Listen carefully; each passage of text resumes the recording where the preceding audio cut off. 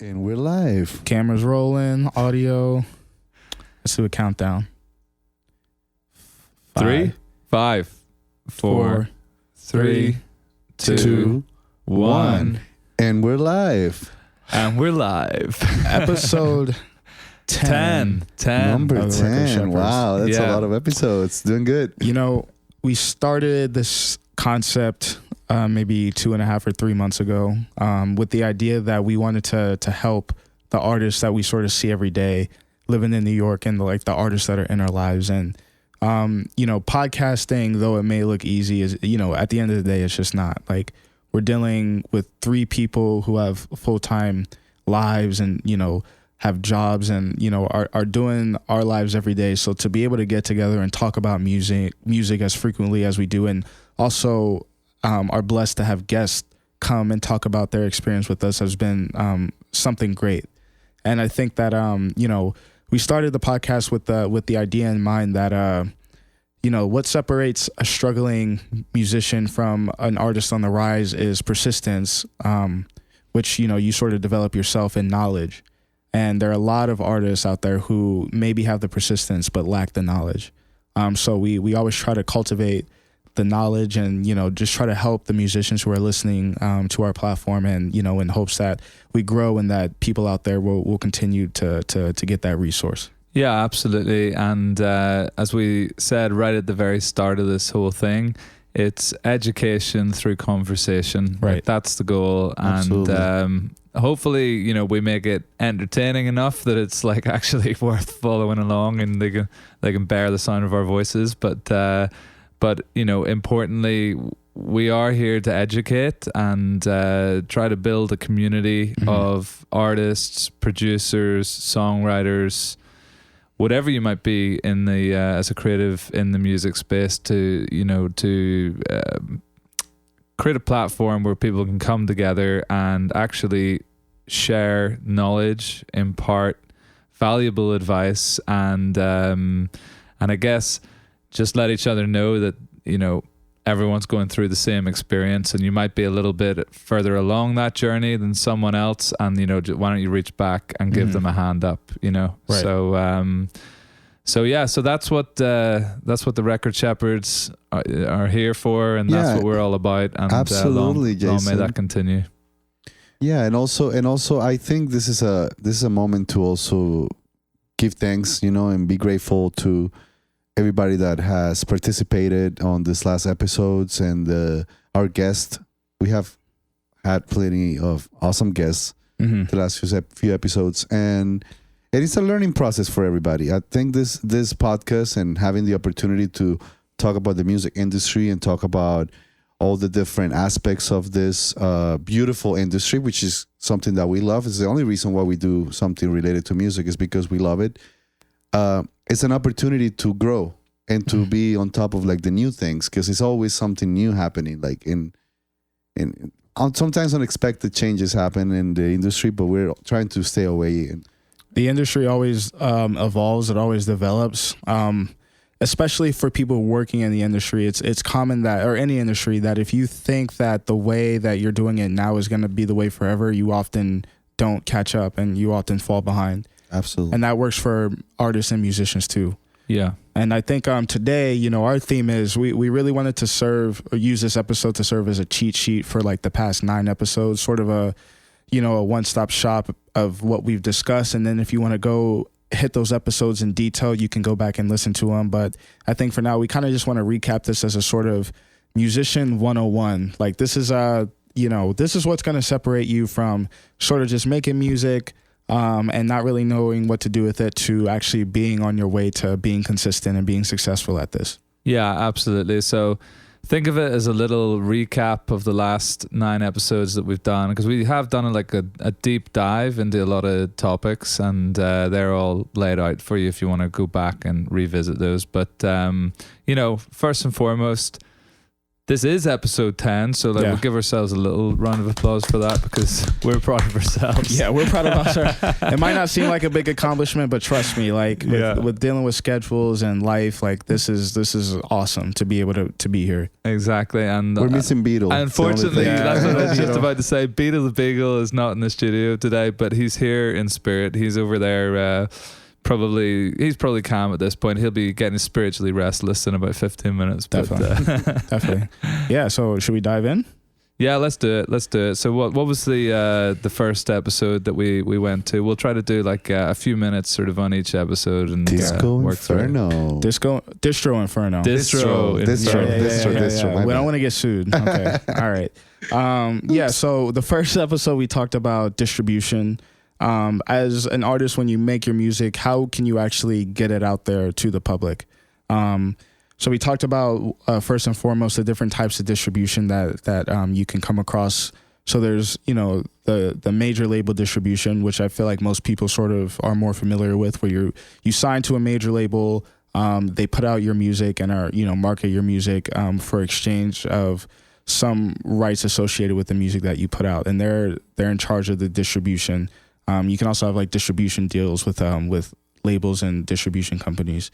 Then you have like your independent distributors. So they are bigger companies that for the most part are all owned by the major labels, but their sole responsibility is to distribute the music, and some of them differ in the sort of label services that they provide.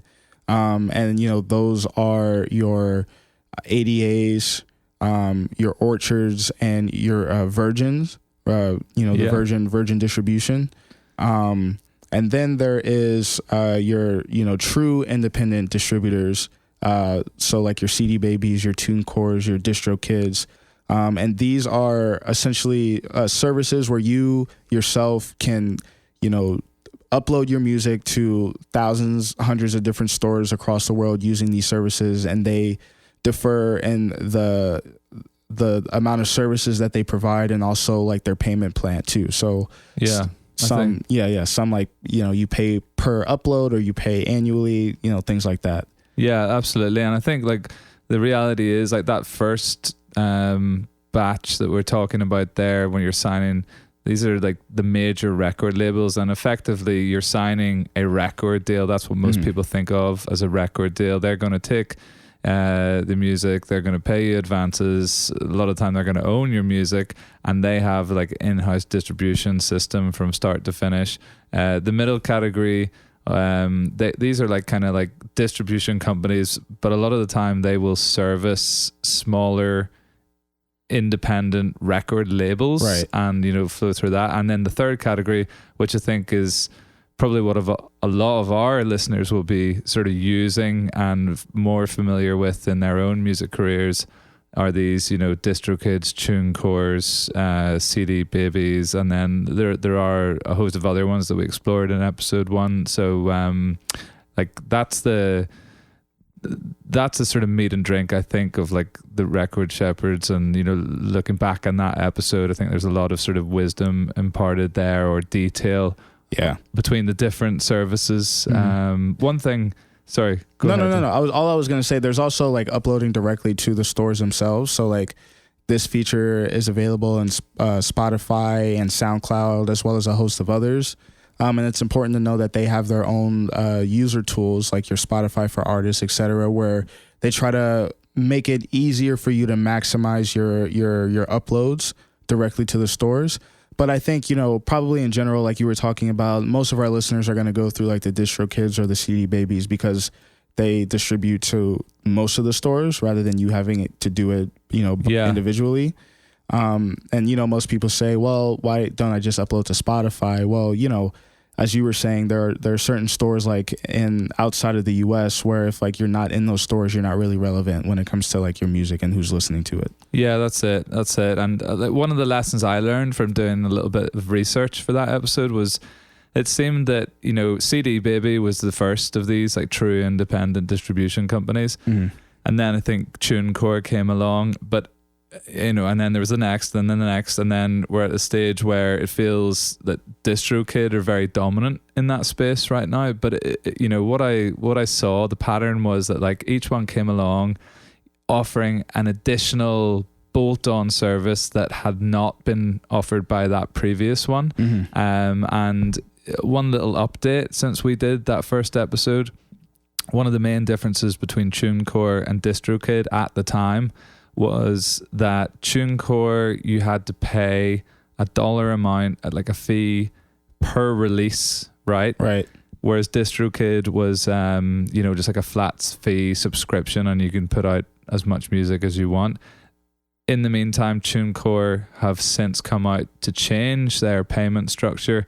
So it now sort of mirrors that of DistroKid, and they said, interestingly, it's in recognition of the fact that we're in a singles game at the minute. It's like artists, especially independent artists, are releasing track by track. Right. Also, another part that is important for the artists and the independent musicians that are putting out music is to realize that the options are a lot. There's a lot of options out there. There's nothing stopping you from like trying different distribution systems just to make sure your music gets out there. And then you follow up on the other steps that are also important. Like the options are out there. You got to find what's the best option for you. Exactly. And look at the balance, because sometimes independent artists think that the best option for them is to go to a big record label and try to get a big record deal. And at the time, maybe it's not the right thing to do. Some other artists should start with like smaller releases and try to build a catalog and try to build an audience and try to build a little bit of leverage. So once they have that catalog and that leverage, they can go into something a little bit bigger and get a distribution or like a record deal. Yeah, I think lastly on this one is, don't be so quick to give your rights away. Sometimes it's okay to distribute independently at first.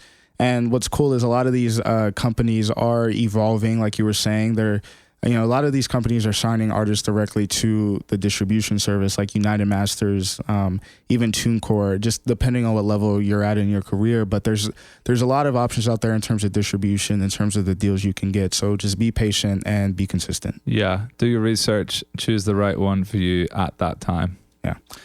Episode 2 is Royalties. Yeah, the Royalties family. And in that episode, I think like we did a little bit of a dive into, the different revenue streams that you can hope to, you hope to obtain from your music. And, we took a look at masters, right? Your actual sound recordings and the royalties that you can hope to obtain from those, whether it's distributing them on Spotify or, if you're lucky enough to be manufacturing CDs and you are signed to a record deal, or you're partnering with a record deal or a distribution company, then like the types of royalties that flow from the actual sales and streams of the masters.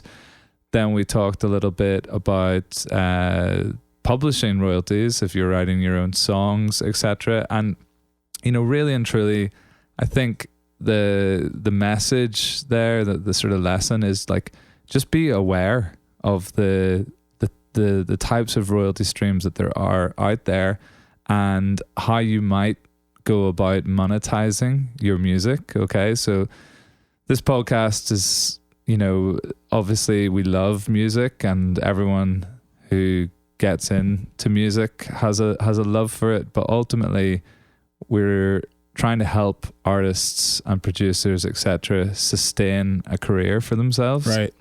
And I think like just being aware of, how you might go about doing that, what's available. And, you don't have to have a plan immediately how to tap into all of that, but just be aware of like the revenue streams that are available, and then you can start to have a plan of how you might get into those. And if nothing else, and you can kind of go back to that episode if you want a deeper dive on royalties, but I guess if nothing else, register with your performance rights organizations and your neighboring rights, like your sound exchanges. And yeah, exactly. Especially, if you're a lot of these organizations are, like it's minimal fees, and a lot of the time if you ask them, they'll waive their fees. So just get set up, register, and your PROs, that's your performing rights organizations.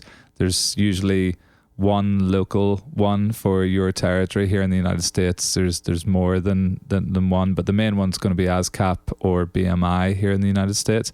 Certainly register with them. The Mechanical Licensing Collective, that's a relatively new thing, and just Google it and go on and register with them. And then Sound Exchange here in the States, or the likes of PPL, they deal with sort of the performance royalties on the sound recording side as opposed to the songwriting publishing side. So just find out who they are, go into their websites, learn a little bit about them, and make sure you're registered, because there will be royalties due to you.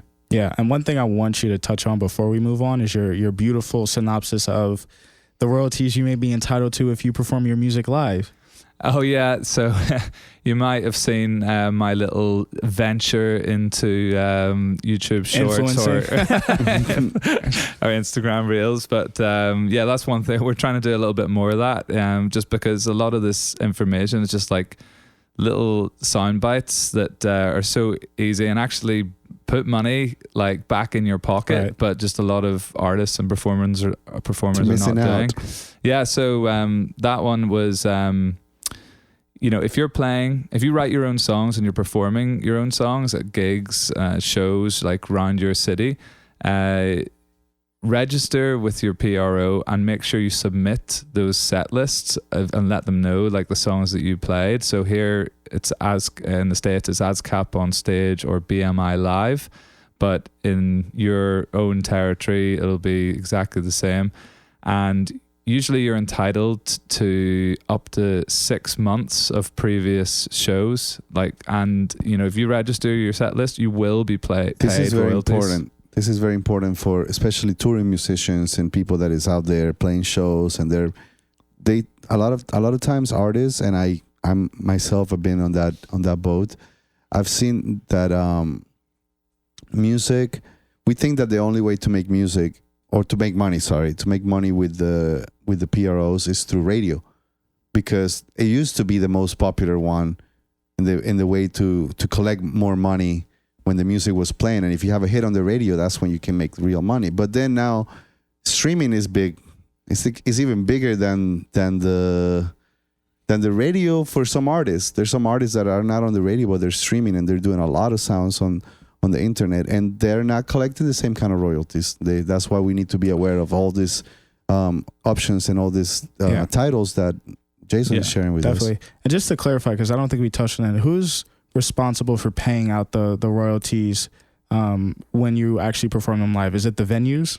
Yeah, well, the venues should be licensed, right? So they have to get a license from the PRO. So they'll be performing, they'll have paid money, and then essentially you register your set list, and the PRO then knows, these songs were definitely played in this venue, and they will divvy out a portion of those royalties. It's more complex than that, but that's essentially how it works. Cool. So go and get that money, and you'll be paid it quarterly. You can register up to 6 months. Good to know. Episode 3, musicians market things.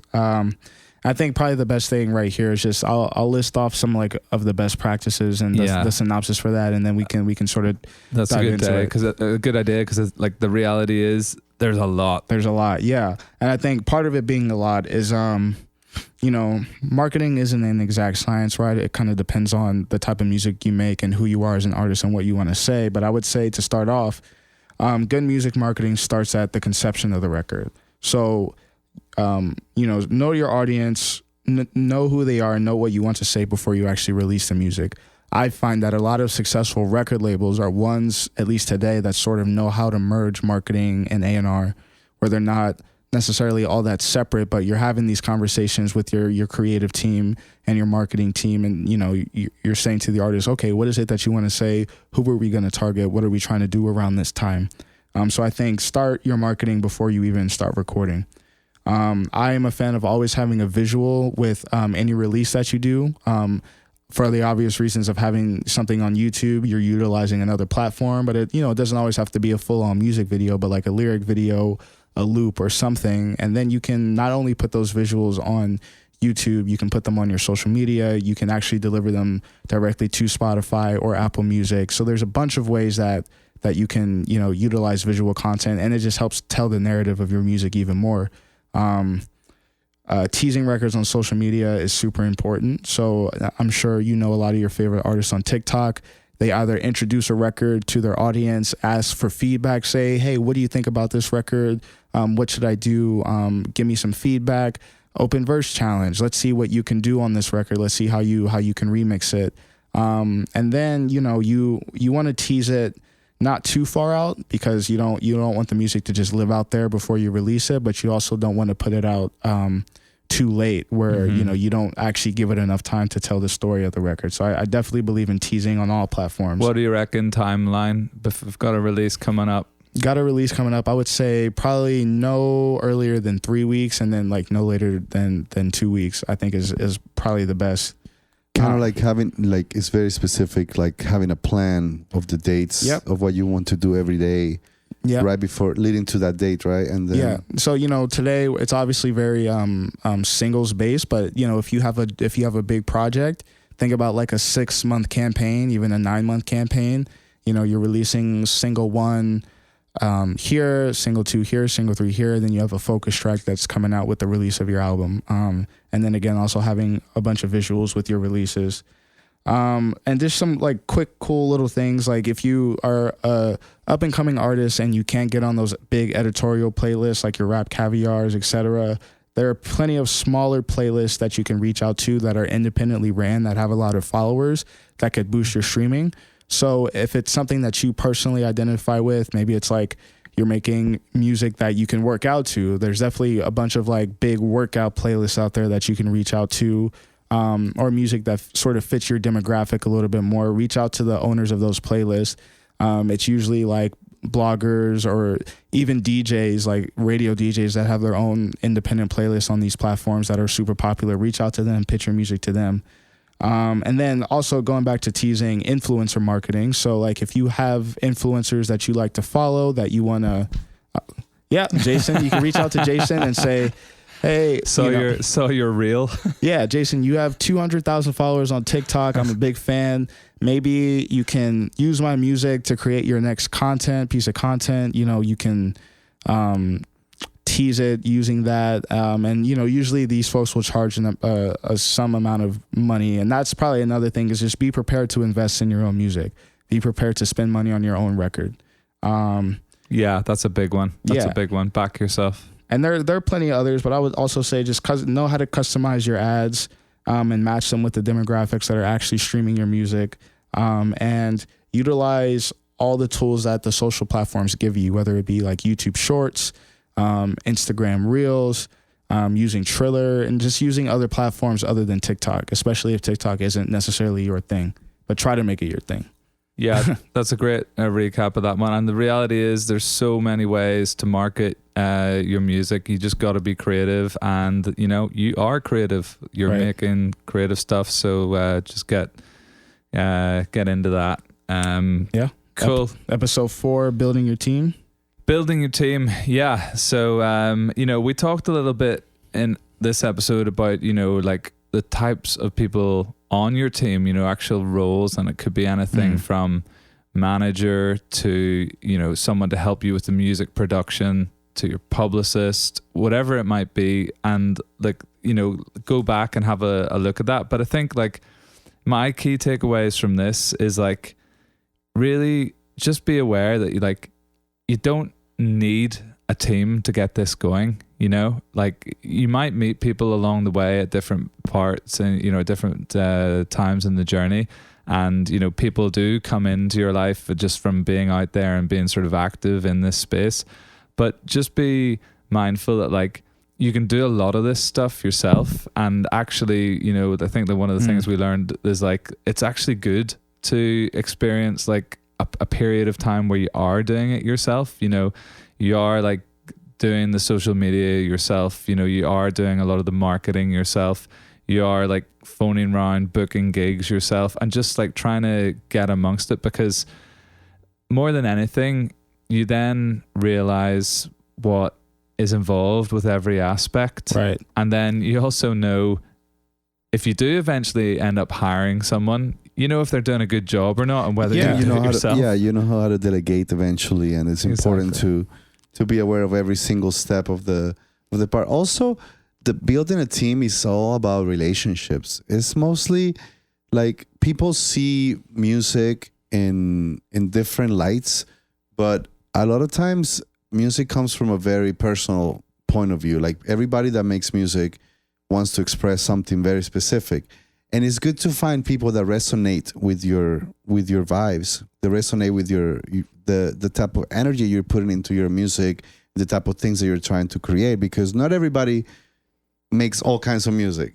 There's people that is very versatile in that sense, you know, but sometimes it's good to when you're trying to build a team, to be comfortable with everybody that you're working with and trying to find some type of like alliance and a purpose, a common purpose to get to that place that you want to get. I think we were saying in that episode, especially if you're not at the stage where you can pay people, get people who actually believe in your music. Because at the end of the day, nobody's gonna believe in your music as much as you do. Absolutely. But you need some type of investment. But you know, the flip side to that is at some point you are going to need to pay people for the services that they provide you. Of course. And that sort of goes back into holding people accountable. If it's up in the air, it's sort of wishy-washy. You have this person maybe taking photos for you sometimes, but they're your cousin.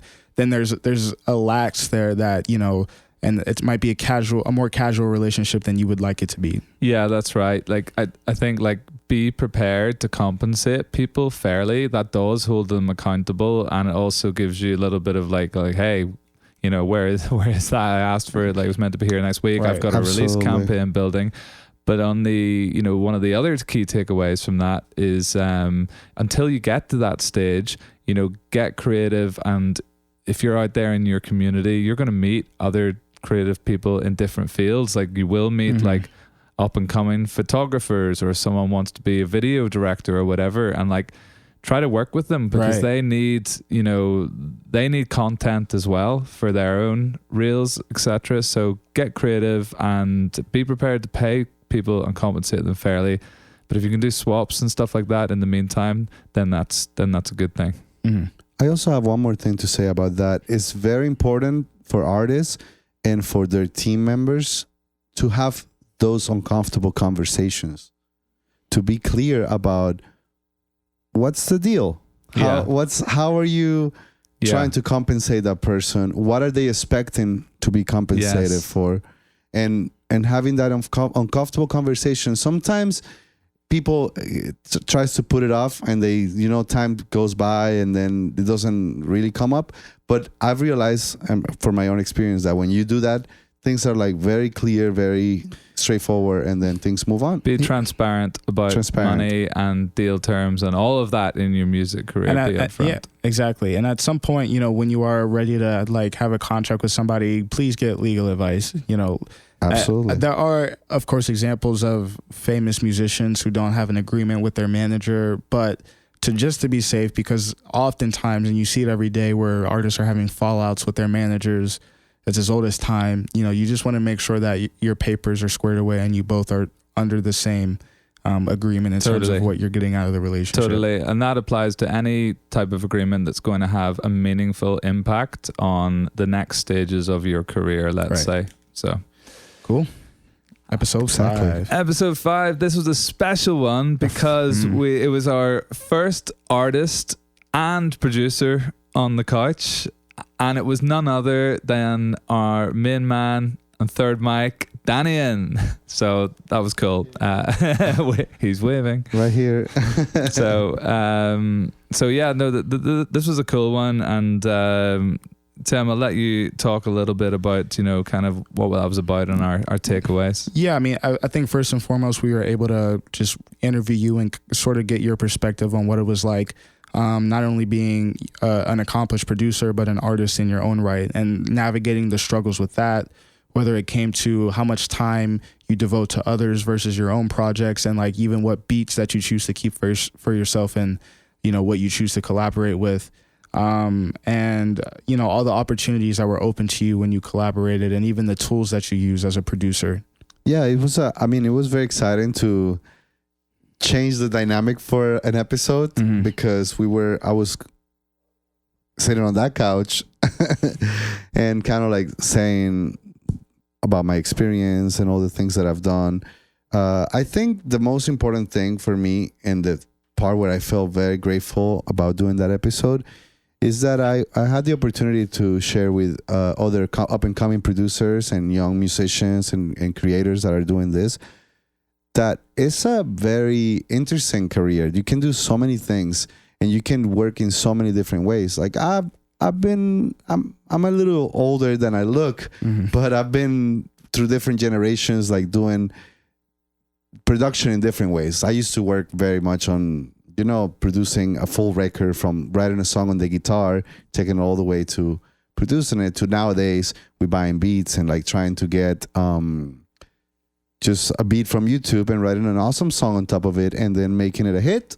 And that's okay too, everybody's doing music differently. And as a producer, I just wanted to share that it's really cool to be flexible and to do whatever the audience requires at the particular moment you're working with, Yeah. What were some lessons that you took away from that? Well, Jason? I thought like it was really interesting to sort of see your experiences on both sides of the creative process. The producer, where you talked about, your role there is to bring out or facilitate an environment to bring out the best of that artist, right? Bring out the potential and the sound of that artist.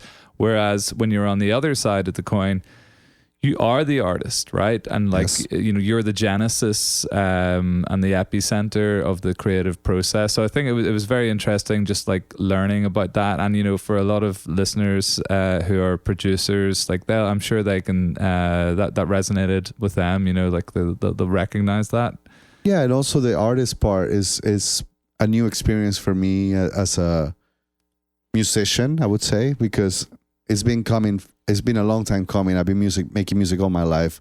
And then at some point I decided, you know what? I want to start doing also my own thing and doing everything that we've been talking about basically on this podcast, like trying to build a team and trying to get a distribution and try to get marketing and all those things. But at the end of the day, keeping balance is what's important. You got to do something for yourself, but you also got to keep offering your services to others.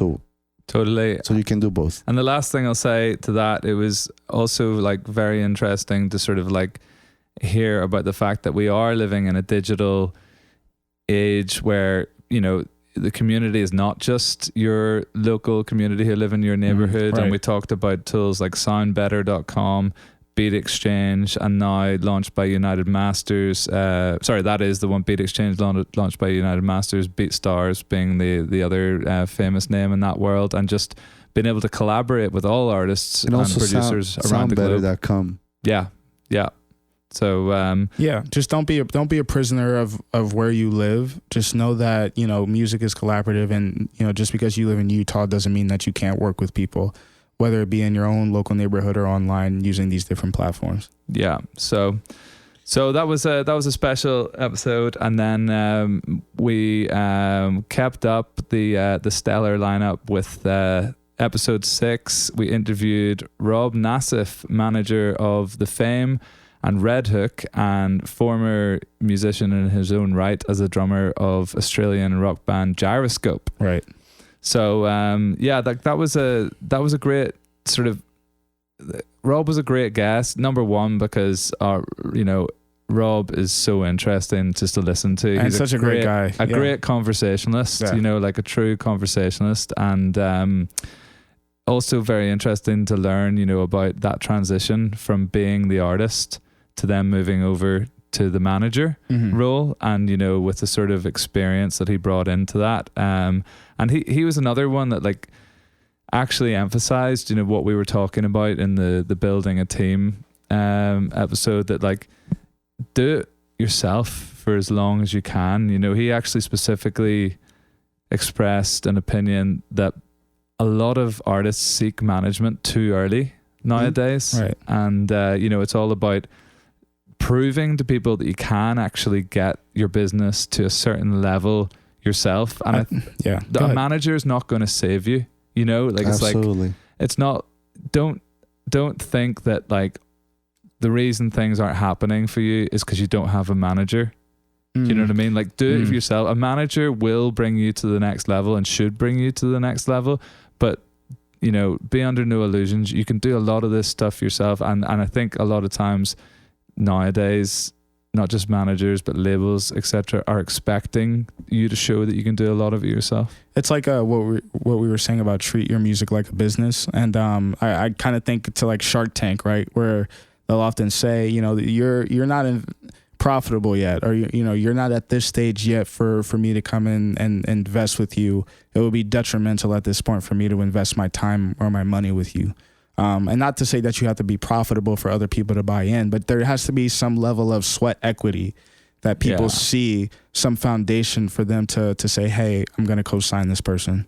Absolutely. That's one of the phrases that keeps coming up, has kept coming up, is sweat equity. Right. And to your point, I totally agree with that, Tim. And then the last point for me was Rob really emphasized that for a lot of like independent artists now who are on like a development path, focus on singles. Right. And drop singles reasonably regularly. Don't feel like you have to put out an album as a body of work, and a lot of artists like that's the dream, and that's what they grew up listening to, and they want that, and that's fine. You can have that, but in the digital era, you're going to get more juice out of the fruit by dropping singles on a reasonably regular basis, which goes back to the other topics we were talking about also, which is very important to stay focused on building your brand one single at a time, and trying to make as much content as possible, and trying to take that single to your audience through whichever means you can find, and he was talking about that. Rob was bringing us a very interesting like perspective of how to treat releases instead of like a full album. Like, well, that's and the caveat to that is every single that you release should be your best effort. You shouldn't half-ass it. It shouldn't just be something that you had in the tuck. It should be a meaningful single, a meaningful story that you're telling your audience. And I think that'll sort of incentivize you to treat it as if you were releasing a full-length project, is that this is sort of my identity for the next month or so when it comes to me releasing records. So let me make it an important one. Meaningful. And that goes with all the marketing campaigns that goes behind those singles too. Absolutely. And one last point that Rob talked about, and it ties in nicely, Tim, with what you were saying there about treating your music as a business. At one point in his band, when he was the artist, right, Gyroscope hit a level and they felt that they weren't continuing the upward trajectory, and they got rid of their manager. Yeah. Right. And Rob said it was difficult to do. There were personal relationships there and very close ties. But nevertheless, they took the business decision, like much like a sports team would be if they're not getting the wins. They make tough decisions. They bring in somebody else, and it's just business. I mean, that even goes back to our episode before, or when we're talking about building your team and why it's important to have those contracts. A lot of the fallout that you see publicly with artists and managers, a lot of it is because at some point that artist chose to go with somebody different or level up in a way where maybe the manager felt slighted or they felt like they didn't get their just due. So it's important to have those terms, and term lengths sort of laid out, and know when it's time to move on. That might be your best friend that you've known for 20 years, but they might not be able to negotiate with certain entities the way another company can. And if that's the case, maybe instead of like nixing them out, find a different way that they can, help with your career rather than being like your main manager, for example, or your main publicist or whatever you have. Yeah, totally. And like, we're not advocating, like sort of like change your manager with your socks or anything like that. Right, but no. it's just being aware that like that was a real life example of a real life band who were faced with a tough decision, and ultimately they chose like this is a business, this is a career that and an entity we're building. And I thought that was like some, you know, interesting but like hard hitting advice from Rob. Cool. Next one, we had the lovely Big Stuff with us. Yeah, we had Grace That was and a Franklin. fun episode. Yeah, Yeah. like a real New York band, and they were great. They were like super entertaining, and another good conversation there. And it's important for us, like we don't want you guys to just see industry people. Like it's important to talk to like people who are doing what you're doing, like putting out music independently and grinding and working. So I thought that was a really good addition to the podcast. Yeah, it was funny to hear when we were saying to Grace, like, oh, you guys are doing so well. Like, you're a great example of someone who's got the social media down. And she's like, oh, well, like, thanks. That's great. It doesn't feel like that a lot of the time. But, you know, I think, like, they're out there, they're playing shows. And that was, a good takeaway for me. You know, Big Stuff as a band, like, really focus on the live side of things. And, like, you know, there are lots of different ways to get heard these days, and TikTok is a fantastic new tool of getting in front of a new audience. But like, you know, one of the things that we talk about is TikTok will give you streams. It won't necessarily give you fans, you know.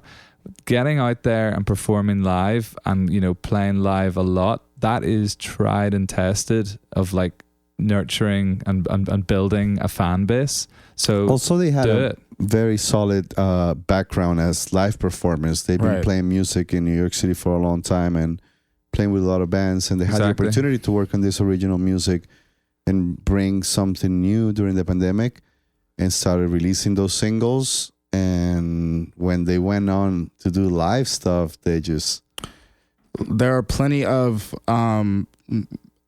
artists signed to major labels who get big deals, but they can't sell a ticket. Absolutely. And a part of that reason is because they don't have a live show and they haven't spent the time building their fan base from that perspective. And, you know, as a musician, I'm always a fan of artists that can perform well live and, you know, don't treat it like just a money grab, but hey, we're actually going to put on a show for you because you spent the time to buy tickets to see me. Yep. Totally. I like that. I also like the fact, so they do have a bigger band. I think there's like 6+ members in their band. Yeah. And I thought another important takeaway is the delegation of roles within the band. You know, I thought it was really interesting how, you know, Grace and Franklin sort of handle more of the songwriting and maybe talking to the venues, but one person may handle like, you know, booking studio time or arranging the music, etc. So I think that diversity in what each band member does sort of helps everyone have equity in the group, and you know, that having that ownership will make people want to work harder because it feels like their thing. Yeah, that's so true, and they did that well. And then like two last sort of like little points for me. One was like kind of a funny anecdote, but before that, Franklin said, you know, like they had some regrets about releasing their last record, you know, as an album, because it felt like one and done. And the way Spotify is geared up, you know, you're only allowed to like nominate one of those tracks as like an emphasis track, focus track. Yeah. And in hindsight, although they were pleased with that album, etc., and it is a great album, if you haven't listened to it, go and check it out. But they again were one, like, they in hindsight kind of wish that they'd been able to drip feed the singles more. So we had a little bit of a chat about that, and you know, Franklin's quote was like, look, it's man versus machine at this point. You know, you got to game the algorithm and do your best to understand it and sort of learn what's going to work. So that was a good point. And then finally, the little anecdote about like, what are we going to call it? We're going to the Sam Kaminsky method. The Sam Kaminsky method. So it's basically like, you know, they were trying to get gigs to like level up, but they were emailing places themselves, weren't hearing back. And then eventually they were like, I wonder if, you know, this wouldn't have happened if we had a manager. Like, well, we could have a manager. So we could. Sam Kaminsky came along, and the email was promptly answered within the hour, and they got those gigs. So it's like, look, just get creative. It's a bit of like the fake it until you make it mentality, and that goes I like with it. that goes with reaching out to outlets like blogs. If you need a publicist, Sam Kaminsky. Sam Kaminsky can do that. You need a manager, Sam Kaminsky can do that. You know, Better Call Sam. His roster's never full. Better Call Sam. Better Call Sam. His roster is never full. So that was good. You don't have to pay him anything. Don't have to pay him anything either. Yeah, his commission's one of the few managers in the industry whose commission is zero. Yeah, Commission based. So that was cool. And then from the West Coast, moving from New York to an LA based band, we had Ian Cunningham from the very cool Acid Tongue, who were in town doing a couple of shows. Spicy episode, and that was great, because I think like one of the things that Ian brings as a person, and he emphasizes, you know, in his advice to other artists, it's all about authenticity, which, you know, you hear that all the time, right? I think very few people actually execute that well, and like, even the way I'm saying that, execute authenticity, but it's like you hear it and you hear it and you hear it, but then I think people like almost go, right, well, how do I be authentic? What do I have to do to be authentic? And it's almost like you see through, well, you're still not getting it, but like that is so important, and it comes into the social media, etc. But I think it's telling, and I think this is a good advice for an artist. If you maybe don't know how to be authentic right now, that doesn't mean you never will be, but I think maybe even before you start making music or start wanting to go down this path as an artist, figure out what you have to say, figure out what you want to do, figure out what you're trying to put into the world, and might not necessarily be something as formal as a message, but you know, what do you have to contribute as an artist to music? And I think once you have that, the roadmap sort of is easier to be laid out once you figure out like what it is that you want to do. And I think, you know, him being a digital marketer, tying it back to like digital and your social media presence is, you know, be authentic in your social media presence, but also be consistent. So, you know, don't be too cool for school where, you know, you're only doing the Who covers and you're an old school rocker and that's all the music you make, and, you know, you don't like this TikTok society, and so I'm not going to post anything, because that won't get you anywhere. But be creative, like you were saying. Be creative in what you do post, and figure out how to do that and maintain your voice. Yeah, absolutely. He also had a very interesting point that resonated, I feel, for a lot of our listeners, and is that when he started this, he just went full in. Like they started a label, full in. They did a festival, they did the band, all of that stuff, but they weren't really like, they were just kids. They were just playing around. And then he had a moment that we asked him, was like, what made you take this to the next level and take it seriously? And he said, well, I mean, life does that. You know, you sometimes you have to grow up, and sometimes you have to figure out what are the priorities. And then he realized that he still loved doing this. You know, he was a doctor. I think he was going to school to be a doctor, and he was like doing stuff in medical school, and like interns, and like, but he felt like that was not the thing for him. He would feel like that was not, and he's like, I'm gonna go full into music, and that's very inspiring. I think that's one of the things that musicians and artists always have to do. Like they have to follow to find their own authenticity and to find their own voice.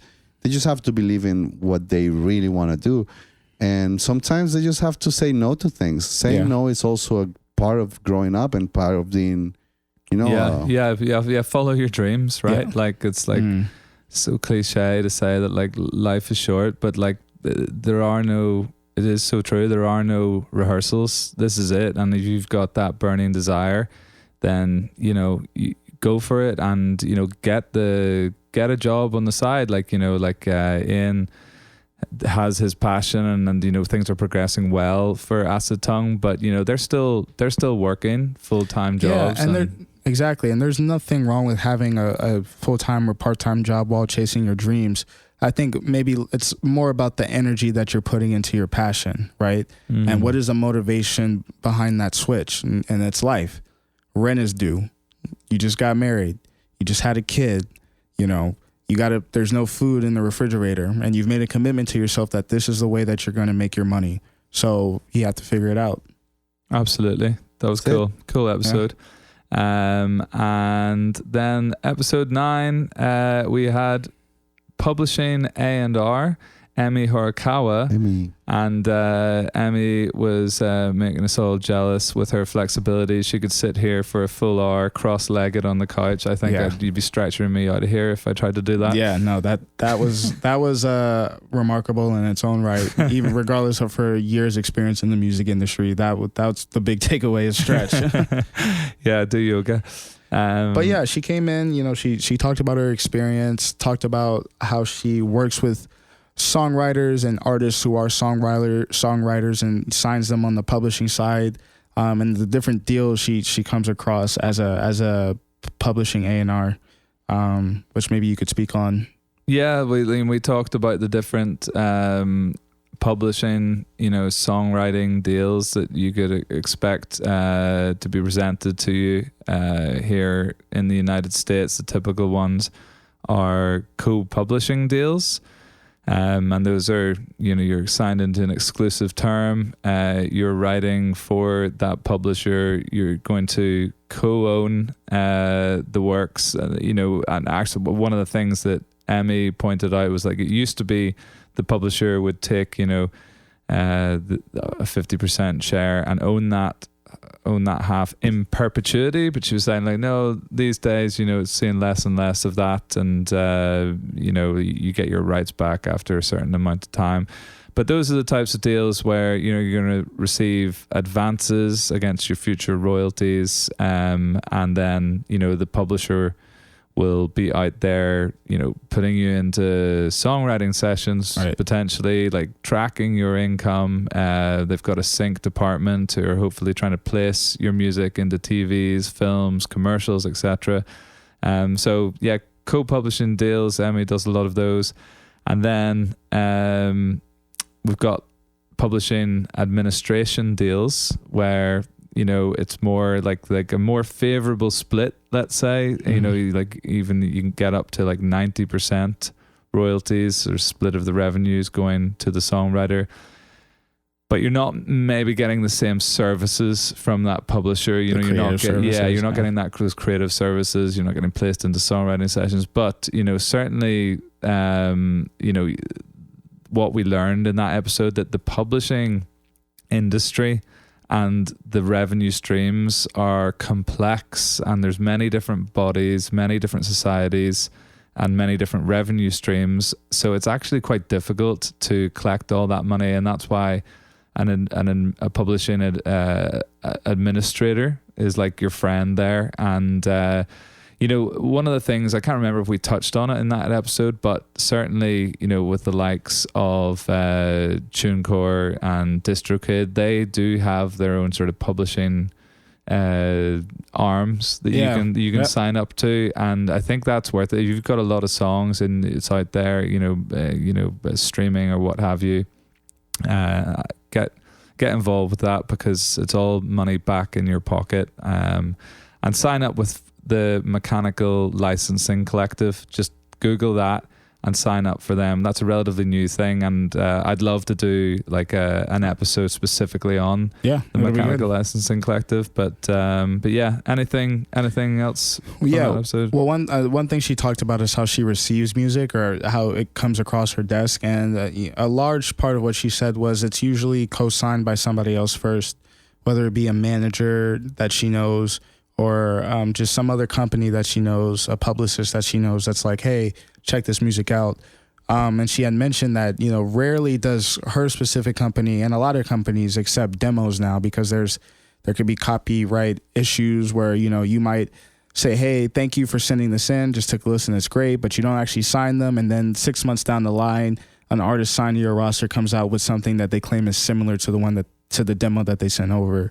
And there could be a bunch of legal implications with that. But also, that's just oversaturated, right? If you know, emailing like submissions at xrecordlabel.com, I'm not saying don't do it, but my opinion is it's probably not going to get listened to. Don't right get your away. hopes up. Don't get your hopes up. But when you're DMing that A&R on Instagram or sending messages to record label people on LinkedIn, which a lot of people do, and I love the effort, but I just wish it was, that effort was geared towards something else, like geared towards building organic relationships or trying to get those cosigns like your manager or your publisher first, and then maybe take it to a bigger company. But it's like it's very hard to skip steps. So unfortunately, you sort of have to. It takes a while. And you have to follow that procedure. Yeah, very few people get that shortcut to the top anymore. Yeah. It's just about building, and persistence. That's one of the main messages that keeps coming up again. So, wow, that's the recap. So there you go. That is the recap. But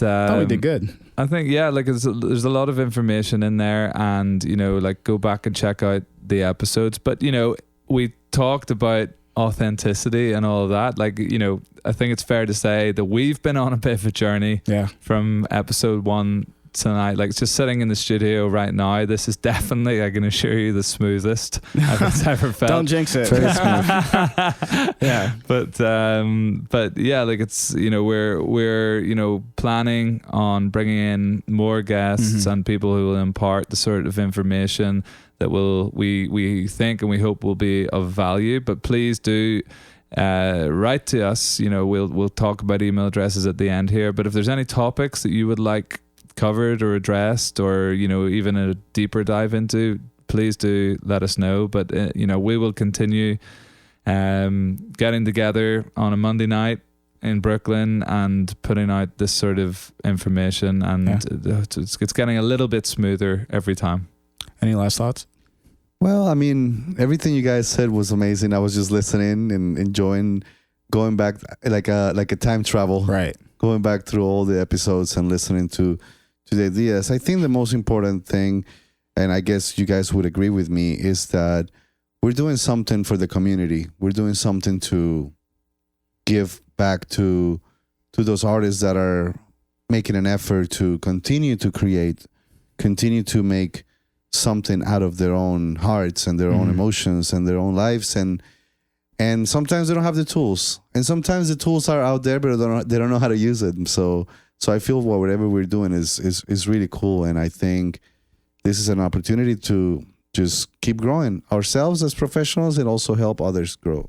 Yeah, it's a fickle industry. It's not, the path isn't paved smoothly.